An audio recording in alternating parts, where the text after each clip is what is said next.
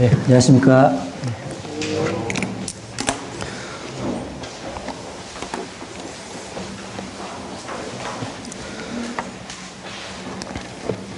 아침에 커피 한 잔씩 좀 하셨나요?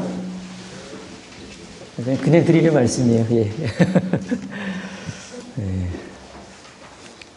한 달이 다 돼가는데 오전에 하는 게 개인적으로는 좀 마음이 분주하네요. 예. 선생님들도 멀리서 오시는데 참 고생 많으십니다. 예. 같이 기도 잠깐 먼저 드리겠습니다. 사랑하는 주님, 감사를 드립니다. 저희를 구원해 주셔서 감사드리고 또 주님의 일을 할 수 있는 귀한 직분도 주신 것을 감사드립니다. 오늘 한 주도 새롭게 시작할 수 있는 시작을 허락해 주셨는데 우리 아이들이 이제 내일부터 또 대전도 집회 기간에 같이 말씀을 배웁니다. 모처럼에 모여서 저녁 시간에 배우는 대전도 집회 기간 말씀 시간인데 우리 선생님들도 그리고 아이들도 유익한 시간 될 수 있도록 도와주시길 부탁드립니다. 또 선생님들 각자가 전도하고 계시는 소중한 사랑하는 사람들 꼭 말씀 앞에 온전히 나아올 수 있도록 도와주시기를 부탁드립니다. 여름 성경학교가 점점 다가오는데 조만간에 있을 또 발대식 준비도 잘 될 수 있도록 도와주시고 수양관에서 진행되는 모든 수양의 일정들을 위해 준비하는 손길들 더 지혜롭게 해주시기를 부탁드립니다. 주님께 감사드리며 예수님 이름으로 기도드립니다. 아멘. 네, 다음 주 공과가 성벽을 재건한 느헤미야입니다. 느헤미야 1장 보시겠습니다. 느헤미야 1장입니다. 느헤미야 1장 1절부터 3절입니다. 1절부터 3절을 천천히 같이 읽겠습니다. 하가랴의 아들 느헤미야의 말이라.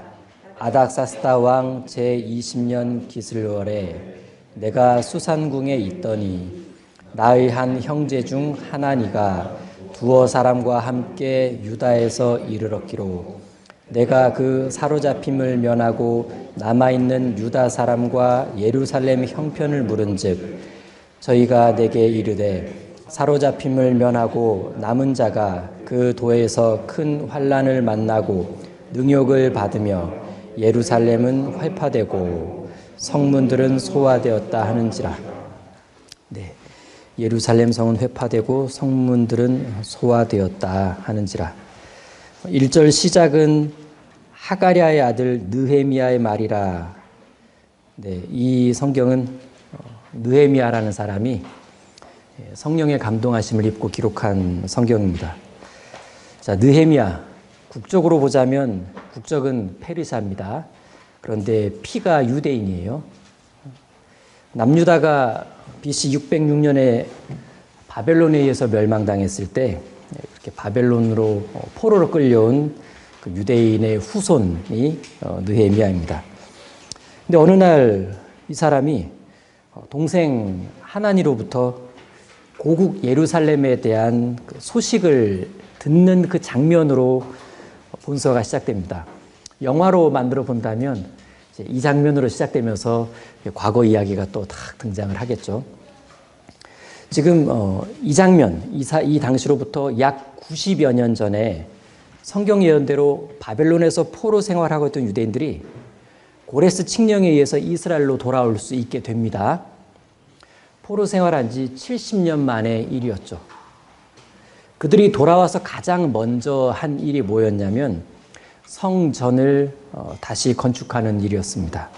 우여곡절 끝에 20년 만에 성전은 완성이 됩니다. 그리고 성전이 완성되고 나서 약 60여 년이 지났을 때 에스라라는 지도자가 수천 명의 유대인들과 함께 두 번째로 예루살렘에 돌아옵니다. 그런데 에스라가 딱 돌아왔을 때 예루살렘 상황은 말이 아니었습니다. 백성들의 신앙은 상당히 엉망이었고, 그리고 그들은 죄 가운데 살고 있었는데, 그러다 보니까 현실적인 삶도 참 초라했습니다. 성경엔 에스라가 그 광경을 보고 기가 막혀 오랫동안 주저앉았다고 말씀을 하고 있습니다. 에스라는 이들이 성전까지 다 지어놓고 이렇게 망가져 살게 된 원인이 뭘까? 이들이 하나님의 말씀을 망각한 데 있다라고 판단을 하고 백성들을 불러 모아놓고 피를 토하는 심정으로 말씀을 선포하기 시작합니다. 신앙 개혁 운동이 시작된 거예요. 이때 힘받은 유대인들이 한 일이 뭐였냐면 바로 무너진 성벽을 재건하는 일이었습니다. 그런데 이스라엘이 강해지는 것을 두려워하고 있던 주변 민족들이 이스라엘이 성벽을 쌓으려고만 하면 와서 무너뜨리고 성문 좀 달면 바로 와서 불태우는 바람에 공사는 제대로 진척되지를 못했습니다. 그래서 유대인들은 예전처럼 성벽 없이 덩그러니 성전 하나 바라보고 살아야만 했는데 그건 약탈을 계속 당할 수밖에 없었고 계속 수치스러운 삶을 살아가게 됐다는 걸 의미합니다. 그러면서 그들의 성벽 재건에 대한 꿈은 멈춰버립니다. 성벽 재건은 멈춰진 꿈이 되죠. 그런데 느헤미야가 어느 날 이런 예루살렘 소식을 듣게 된 거예요. 동생 하나니로부터. 사실 하나니가 일행들과 함께 1600km를 마다하지 않고 예루살렘에서 페르시아로 형을 찾아온 이유는 형의 안부를 묻기 위해서가 아니라 형한테 뭔가 도움을 구하기 위해서 찾아온 거였습니다. 그 당시에 느헤미야는 뭐 하는 사람이었냐? 요즘으로 치자면 대통령 비서실장 정도에 해당하는 헌작관, 여기서는 술 맡은 관원장 이렇게 소개하고 있습니다. 이렇게 느헤미야는 당시 페르시아 제국의 고위직 공무원이었고 제국에서는 가장 아름다운 겨울 궁전이었던 수상궁에서 안락한 생활을 하고 있었습니다. 그런데 동생으로부터 이 소식을 듣게 되면서 느헤미야는 굉장히 슬퍼하면서 수위를 울며 기도합니다. 4절을 다시 보시면 4절을 제가 읽겠습니다.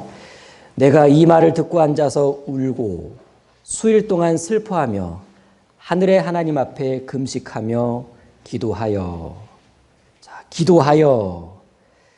이제 느헤미야는 자신의 인생의 가장 큰 전환점이 될 기도를 하게 됩니다. 이 기도의 핵심은 자기를 예루살렘에 보내서 성벽을 재건할 수 있도록 해달라라는 기도였습니다.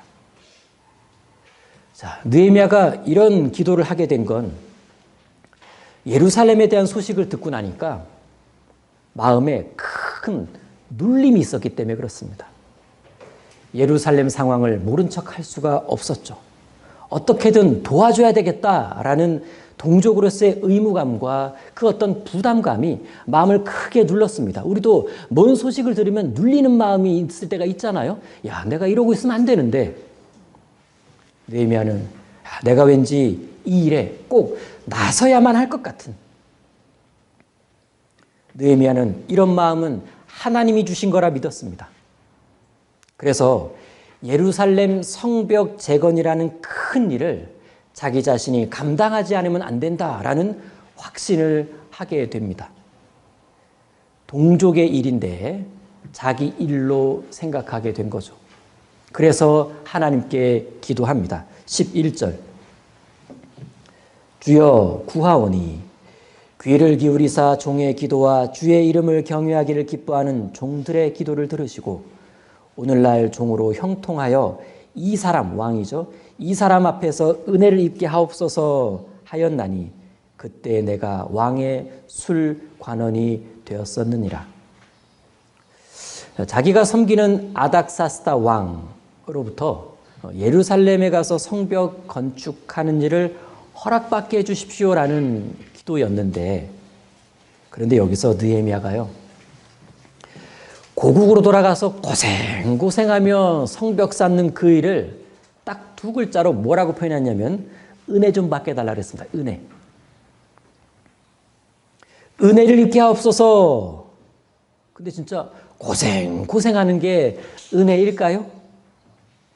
그렇죠. 하나님의 선한 일에 고생하는 거라면 은혜 맞습니다.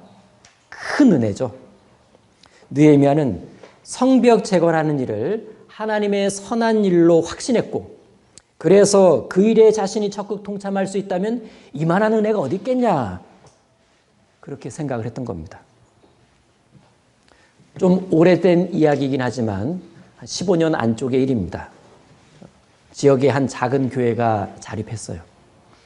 그런데 자립은 했는데 새로 부임하신 담임 목사님과 신방 같이 다닐 형제님 한 분이 안 계셨어요. 그래서 몇 번 같이 신방 따라다녔던 그 자립하기 이전 교회 그 형제님이 몇 번 신방 같이 따라다니더니만 그냥 그 교회 쪽으로 이사를 가버립니다. 왜요? 자기가 이사 가서 신방이라도 함께 따라다니는 게 교회를 돕는 일이다. 그게 하나님의 선한 일이다 라고 확신했기 때문에 그렇습니다. 하지만 집, 직장 이거 다 새로 구해야 했습니다. 자녀들도 새로운 학교를 다녀야 했기 때문에 누가 봐도 사서 고생하는 일이었습니다. 그러나 이 형제님은 좀 다르게 생각했던 것 같아요. 새롭게 자립한 교회를, 힘겨운 상황에 직면한 교회를 조금이라도 도울 수가 있다면 그건 자기에겐 두 번 다시 찾아오지 않을 기회요, 은혜다 라고 여긴 겁니다. 이런 분이 느헤미야죠. 느헤미야. 그런데 여기 11절을 보면, 11절을 자세히 보면요, 자, 이 부분입니다. 주의 이름을 경외하기를 기뻐하는 종들의 기도를 들으시고, 누구 기도요? 종들의 기도, 합심 기도를 했다는 걸 알 수 있습니다. 느헤미야는 페르시아에서 믿음의 사람들과 함께 교제하고 있었고, 이 중대한 일을 교제 가운데 기도 부탁했고 같이 기도합니다. 이 합심 기도가 있은 지 약 4개월이 지났을 때, 그때부터의 이야기가 느헤미야 2장 이야기입니다. 2장 1절과 2절입니다. 아닥사스다 왕 20년 니산월에 왕의 앞에 술이 있기로 내가 들어 왕에게 드렸는데, 이전에는 내가 왕의 앞에서 수색이 없었더니 왕이 내게 이르시되 내가 병이 없거늘 어찌하여 얼굴에 수색이 있느냐, 이는 필연 내 마음에 근심이 있음이로다. 그때 내가 크게 두려워하여. 자, 합심 기도한 지 4개월 뒤에 느헤미야는 왕과 딱 1대1 마주하게 되는 기회를 얻게 됩니다. 느헤미야를 워낙 아끼고 있던 이 왕은 느헤미야 안색 딱 보니까 뭔가 슬픔과 근심이 큰 거예요. 그래서 물어봅니다. 느헤미야야, 너 얼굴이 왜 그 모양이냐? 그리고 하나 더 물어봅니다. 내가 뭘 도와줄까? 원하는 게 뭐냐? 왕이 이런 식으로 물어봤다는 건 이미 그 왕의 마음엔 느헤미야가 구하는 건 뭐든지 들어줘야 되겠다라는 결심이 섰음을 말해줍니다. 그래서 느헤미야가 즉시로 예 하고 대답을 했냐? 아닙니다. 즉시로 기도를 합니다. 4절, 2장 4절 같이 읽겠습니다. 왕이 내게 이르시되 그러면 내가 무엇을 원하느냐 하시기로 내가 곧 하늘의 하나님께 묵도하고, 그렇죠? 곧 묵도하고, 묵도 속으로 하는 기도를 말하죠. 왕이 물어봤습니다. 여러분, 왕이 물어보면 뜸들여야 돼요? 바로 대답해야 돼요? 예, 대답을 지체할 수가 없습니다.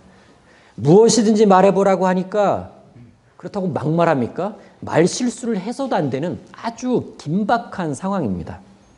그런데 이 급박한 상황 속에서도 느헤미야는 기도하는 것을 잊질 않았어요. 하나님을 먼저 생각했고 하나님께 이 상황을 의지해야 되겠다. 이 짧은 순간에도 그 부분을 잊지 않았습니다. 그리고 이 짧은 순간에 자기 뿐만 아니라 민족의 운명이 달려있다는 것을 알았기 때문에 순간 아주 간절한 기도를 합니다. 그렇게 기도하고 나서 왕에게 소원 딱 말하는데 5절 왕에게 고하되 왕이 만일 즐겨하시고 종이 왕의 목전에서 은혜를 얻어 싸우면 나를 유다 땅 나의 열주의 묘실이 있는 성읍에 보내어 그 성을 예루살렘 성을 중건하게 하옵소서 하였는데 자기를 예루살렘에 보내서 성을 중건하게 해달라는 간청이었습니다. 그런데 사실 느헤미야는 쉽게 요청할 수 없는 아주 아슬아슬한 요청을 한 겁니다. 왜 이 사안이 아슬아슬한 사안이냐? 사실 일전에요. 아닥사스다 왕이 뭘 했었냐면 한때 그 잘 진행되고 있었던 예루살렘 성벽 재건 사업을 중간에 중단시켜요. 하지 마라. 근데 지금 느헤미야가 뭘 하고 있는 거냐면 그때 그거 중단시킨 거 그거 번복해달라는 요청을 한 겁니다. 자, 과거에 왕이 철저히 조사해서 결정 내린 사안을 특별히 유대인들의 반란이 염려되어서 결정한 그 공사 중지 명령을 지금 거두어 달라는 부탁을 한 겁니다. 역사 속에서 이 아닥사스다 왕은 성미가 불같은 사람이었다고 하는데 그런 왕에게 지금 느헤미야가 아주 아슬아슬한 상황을 만든 거예요. 왕의 심기를 잘못 건드리기만 해도 즉결 처형인데 과거에 왕이 매듭지은 일을 다시 거론하고 있으니까 이거 아슬아슬해도 너무 아슬아슬하지 않습니까? 아마 영화의 한 장면이라 그러면 뭔가 그 긴장 팍 올리는 음향 있죠? 팍 올라갈 거예요. 하지만 느헤미야는 정면 돌파를 선택합니다. 문제 속에 답이 있다고. 애초에 공사를 중단시킨 사람이 아닥사스다 왕이니까 이제 공사를 다시 시작하게 할 수 있는 유일한 해답도 왕, 바로 이 사람이다 라고 판단했습니다. 하지만 서두르진 않았죠. 넉 달간의 기도 시간을 보내면서 기회를 기다렸는데 바로 오늘 이 순간 1대1의 상황과 왕이 뭘 원하냐라고 물어본 거예요. 그럼 일단 느헤미야의 이런 부탁을 들은 왕은 어떤 반응을 보였을까? 왕이 상당히 난감했을 겁니다. 아니 내가 전에 그만 지으라고 했는데 근데 너무나 아끼는 충신 느헤미야가 와가지고 그거 다시 짓게 해달라 그러니까 그리고 내가 뭐든지 다 들어주겠다 소원 말해라 라고 이렇게 말했는데 이제 와가지고 야 느헤미야 그것만은 곤란하겠다 이렇게 말할 수도 없잖아요. 황제 체면에. 그래서 하나님께서는 이 난처한 상황을 부드럽게 만들어주기 위해 누구를 등장시키냐면 바로 왕비를 등장시킵니다. 6절입니다. 그때 왕후도 왕의 곁에 앉았더라. 여기까지. 하필 이때 왕후가 옆에 있었네요. 왕후는 정말 이때를 위해 예비된 사람이었습니다. 이 아주 아슬아슬한 순간에 왕후는 왕의 곁에 앉아서 이 난감한 상황을 부드럽게 만들어줍니다. 원래 남자는 사랑하는 여자와 함께 있을 때 꽤 부드러워지고 배려심도 커진다고 하는데 맞겠죠? 웬만하면 맞을 겁니다. 아닥사스 왕도 그랬을 거예요. 옆에 있으니까 난감하니까 쳐다보면서 여보, 당신은 이 느헤미야의 고민을 어떻게 해결해 줬으면 좋겠어? 왕후는 뭐라 그랬을까요? 자, 이 왕후, 그녀 앞에 나와 있는 느헤미야는 그간의 금식과 근심으로 얼굴이 헬스케져 있었습니다. 그걸 보니까 마음이 짠했을 거예요. 그리고 어떤 그 여인의 부드러운 마음과 모성애로 아마 느헤미야를 배려하는 쪽으로 몇 마디 거들지 않았을까요? 성경엔 자세히 나와 있지는 않지만 그래서 결국 왕은 이 난감한 사안에 대해 느헤미야를 흔쾌히 돕는 쪽으로 결정을 내리게 됩니다. 6절입니다. 그때 왕후도 왕의 곁에 앉았더라. 왕이 내게 이르시되 내가 몇 날에 행할 길이며 어느 때에 돌아오겠느냐 하고 왕이 나를 보내기를 어떻게? 즐겨하시기로 내가 기한을 정하고. 이거 틀림없이 누가 봐도 즐겁게 보내기 어려운 사안이었습니다. 근데 즐겁게 보내기로 결정했다는 건 이런 결정에 왕후가 어떤 영향을 주었을 거라는 것을 짐작할 수 있고, 이에 대한 간접적 표현이 바로 그때 왕후도 왕의 곁에 앉았더라입니다. 자, 하나님께서 우리를 도우실 때에도 이와 비슷한 방식의 일들이 꽤 있습니다. 우리가 신앙과 관련된 어떤 일로 간절히 기도하고 있을 때 갑자기 누군가가 나타나서 우리를 도와주는 경우가 있습니다. 갑자기 나타나서 난감한 상황에서 내 입장을 좀 좋게 얘기해 준다든지, 아니면 나 모임과 교제 가야 되는데 갑자기 누가 나타나서 야근 대시해 준다든지, 혹은 뭔가 이렇게 뭘 좀 일정을 바꿔준다든지. 휴가 날짜와 여름 성경학과 딱 겹쳤네요. 근데 갑자기 누가 와서 휴가 바꿔주고 싶대요. 그냥 네. 회식 자리에서는 술을 피하게 만들어주는 사람도 있고, 괜히 오늘은 자기가 대신 마셔주고 싶대요. 이렇게 그냥 돕는 사람들이 나타나기도 합니다.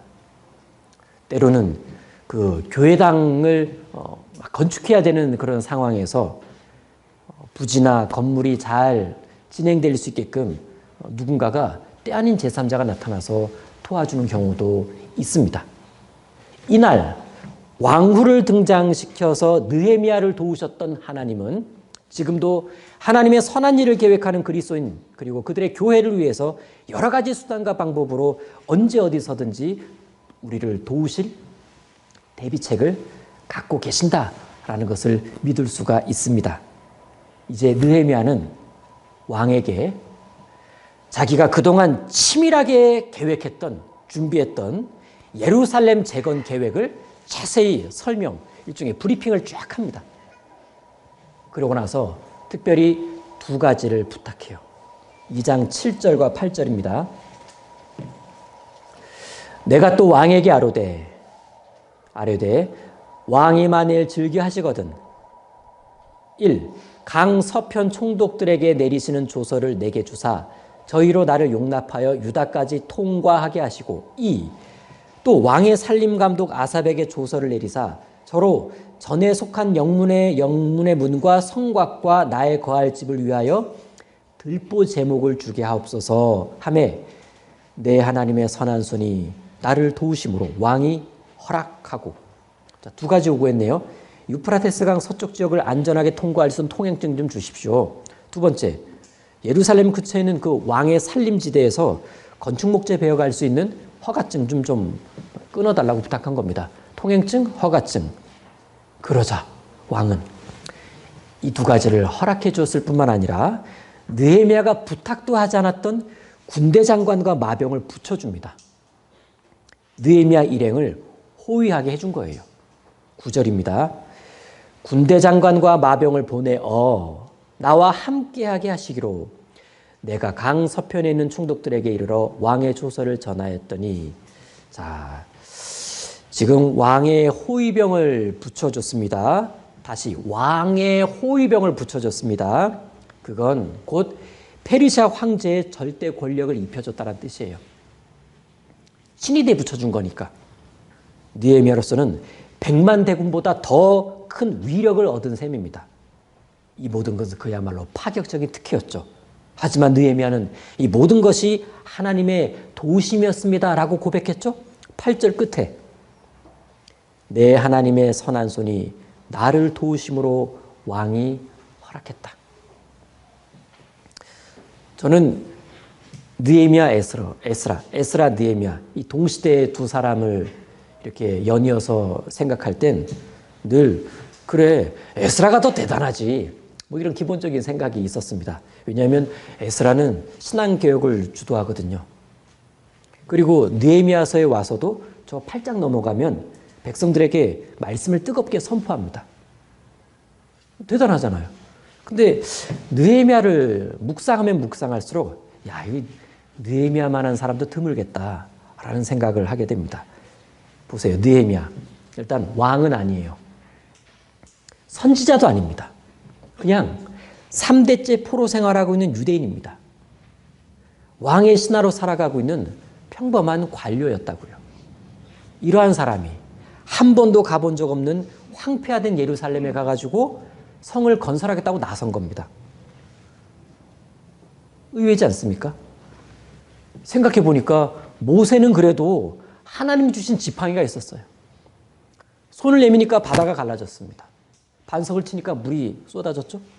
엘리야는요, 불도 내려오게 했고, 다니엘은요, 꿈을 해석할 수 있었어요. 그런데 느헤미야는요, 그런 거 하나 없었습니다. 그냥 왕이 써준 공문 한 장 들고 왔어요. 그는 백성들과 같이 흙무더기를 날랐습니다. 벽돌을 날랐습니다. 잘 때는 옷도 벗지 못했다고 합니다. 이런 일꾼이 드물지 않습니까? 그러면서도 52일 만에 성벽 완성의 기적을 만들어낸 건, 야, 평범한 사람으로서 이 사람이 얼마나 기도의 사람이었고 그가 얼마나 최선을 다해 노력하는 사람이었는가를 알게 해줍니다. 우리 같은 평범한 그리스도인에게는 참 은혜가 돼요. 우리도 뭐 특별한 재능이나 은사는 없지만 어떤 선한 목표를 두고 간절히 기도하고 최선을 다해 노력하다 보면 하나님께서 우리에게도 이런 놀라운 일들을 얼마든지 현실이 되게 해줄 수 있다라는 희망 갖게 되지 않습니까? 이제 느헤미야가 왕의 호위대를 이끌고 예루살렘에 짠 하고 나타나니까 유대인들을 반대하던 대적들이 큰 충격을 받아요. 뭐지? 어떻게 저렇게 왔지? 그 충격에 대해 성경은 이렇게 말씀합니다. 2장 10절.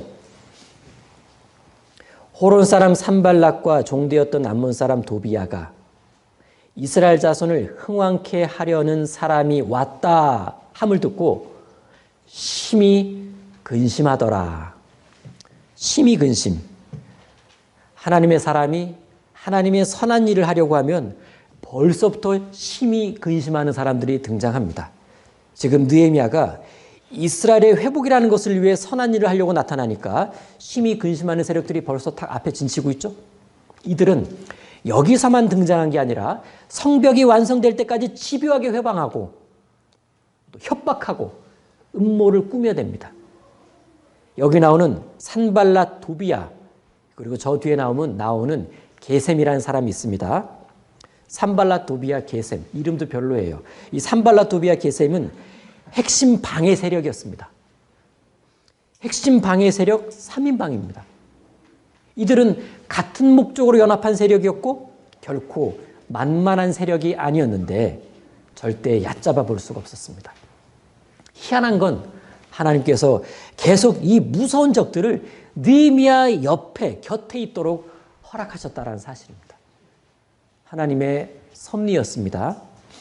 이 적들 때문에, 이 3대 대적 때문에 오히려 느헤미야와 백성들은 적당히 긴장하고 지속적인 자극을 받게 돼요. 적당 긴장, 지속적 자극. 그래서 공사를 늘어지게 진행할 수가 없었습니다. 이스라엘이 더욱 일치단결하는데 기가 막힌 자극제 역할을 했어요. 우리 신앙의 길에도 생각해 보니까 핵심 방해 요소 3가지가 있을 수 있죠. 오래전부터 나를 집요하게 괴롭히는, 신앙을 위협하는 어떤 핵심 방해 요소 3가지. 예를 들어 건강, 가족, 물질, 혹은 직장 동료, 회식 문화, 잦은 야근, 또는 부모님, 자녀, 남편. 여하튼 여전히 내 곁에 어려움으로 착 달라붙어 있는 이유는 하나님의 섭리일 수가 있다. 당장엔 나의 신앙을 어렵게 만드는 것 같지만 결국에 야, 이거 신앙 아니면 안 되겠네 라는 확신 갖게 하니까 자극제입니다. 자극제. 그래서 훗날 우리가 온전히 신앙의 세계를 다 통과하는 그 모습을 바라보면서 야, 그거 방해 요소이긴 했는데 은혜로 주신 자극제구나 라는 간증을 할 수 있을 겁니다. 교회학교 봉사 중에도 핵심 방해 요소들이 있을 수 있어요. 처음엔 그런 것들이 내 온전한 신앙 혹은 나의 온전한 어떤 봉사 또 온전한 어떤 신앙 교육들 이런 거를 좀 방해하는 것 같다라는 생각이 들 수 있는데 어떻게 보면 오히려 학년회 혹은 팀의 선생님들을 더욱 똘똘 뭉치게 하는 자극제일 수도 있습니다. 적절한 긴장 속에서 기도하지 않으면 안 되는 상황 속에서 더욱 뭔가를 부지런하게 할 수 있는 그런 재촉이 되지 않습니까? 자, 다시 느헤미야로 돌아가 보면 느헤미야가 예루살렘에 나타났을 때 거기 살고 있던 백성들은 느헤미야가 왜 왔는지를 몰랐어요. 왜 왔지? 궁금했을 겁니다. 소문은 무성했지만 느헤미야의 공식 발표는 없었습니다. 와서는 3일 동안 특별한 일을 안 했어요. 2장 11절입니다. 2장 11절. 내가 예루살렘에 이르러 거한 지 3일에 3일 지났네요. 3일 동안 뭘 했을까? 1600km 넘는 곳을 3개월 긴 여행을 했으니까 기본 2, 3일 푹 쉬어야 되지 않을까? 쉰 걸까? 아니겠죠. 뭐 기본적으로 약간의 휴식은 있었겠지만 더욱 중요한 쪽으로 시간을 보냅니다. 바로 기도 시간이었어요. 기도 시간. 앞으로 해야 할 일들을 계획하면서 하나님께 지혜를 구하는 그 시간. 새, 하늘에 나는 새를 보면 새는 더 멀리 더 높이 날기 위해 날개를 접는다 그래요. 하나님의 사람은 항상 부지런하지만 조급하게 움직이질 않습니다. 자신의 육체를 적당히 쉬게 하고 생각을 차분히 정리하고 하나님 앞에 조용히 진지하게 기도 드리는 시간을 충분하게 확보합니다. 예수님이 그러셨잖아요. 얼핏 보면 더디 가는 것처럼 보이지만 확실하게 가는 길이에요. 확실하게 가는 길. 우리도 때론 자신의 어떤 그 분주함을 좀 잠깐 멈추고 오로지 하나님에게만 집중해야 될 때가 있습니다. 중요한 일을 앞두고선 더 그래야 돼요. 그래야 하나님의 인도하심을 정확하게 경험할 수가 있겠죠. 사실 느헤미야가 3일 동안 기도 시간을 가졌다라는 내용은 언급되어 있잖아요. 그런데 틀림없이 기도한 건 맞아요. 12절을 보면 알 수 있습니다. 12절. 내 하나님이 내 마음을 감화하사 예루살렘을 위하여 행하게 하신 일을 점점점. 다시 내 하나님이 내 마음을 감화하셨다. 감화. 감화가 무슨 뜻이냐면 마음에 할 일을 넣어주다. 마음에 할 일을 넣어주다라는 뜻입니다. 곧 성령의 역사라고 말할 수 있어요. 그렇다면 하나님이 누구 마음에 할 일을 넣어주시냐? 누구를 감화시키느냐? 간절히 기도하는 사람입니다. 중대한 일을 앞두고 지혜를 달라고 간절히 기도하는 느헤미야에게 어디서부터 어떤 식으로 예루살렘 성벽 재건일을 시작해야 되는지를 알려주신 거예요. 감화. 그래서 우리가 어떤 그 중요한 일을 앞두고 충분한 기도의 시간이 필요한 그 이유는 기도 중에 하나님이 감화시킵니다. 감화시켜 주세요. 잘 보면 감화되어서 일하는 사람과 자기 꾀로만 일하는 사람은 좀 다릅니다. 하나님께서 할 일을 주셔서 할 일을 넣어주셔서 일하는 사람과 자기 꾀를 가지고만 일을 하는 사람은 뒤로 갈수록 큰 차이 벌어집니다. 그 일을 하다가 난관이 나타나지 않겠습니까? 난관이 탁 나타나면 자기 꾀로 일하는 사람은 야 이거 아닌가? 하면서 막 이렇게 좌절합니다. 굉장히 이렇게 막 어떡하지 막 어쩔 줄 몰라 합니다. 그러나 보세요.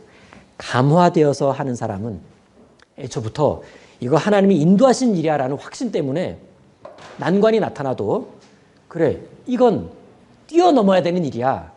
일은 반드시 해야 되는 일이야. 사명감을 가지고 그 난관 또한 훈련이라고 생각합니다. 그래서 담대하게 헤쳐나가려고 하죠. 우리가 어떤 중요한 일을 앞두고 마음에 크게 기도하잖아요.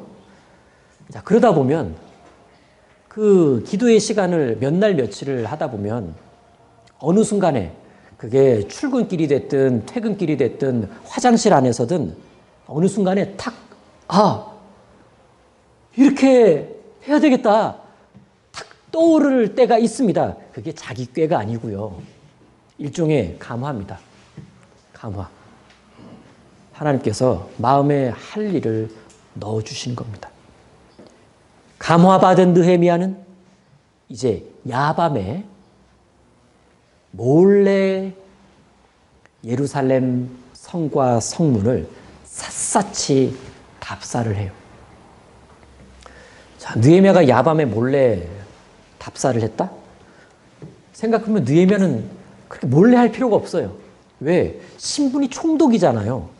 총독이니까 그냥 방백들 불러가지고 이틀 안에 보고서 내. 예루살렘 실태에 관한 보고서 말이야. 명령 딱 내리면 알아서 조사해가지고 딱 문건이 오거든요. 근데 지금 그렇게 안 하고요. 직접 현장 답사 들어갑니다. 성벽 여기저기 살펴보고 문들을 일일이 다 살펴봅니다. 이것이 일하는 자의 좋은 모습이에요. 느헤미야는 철저한 답사 후에 구체적인 성벽 재건 계획을 마련합니다. 그렇게 한 다음에 백성들을 불러 모아요.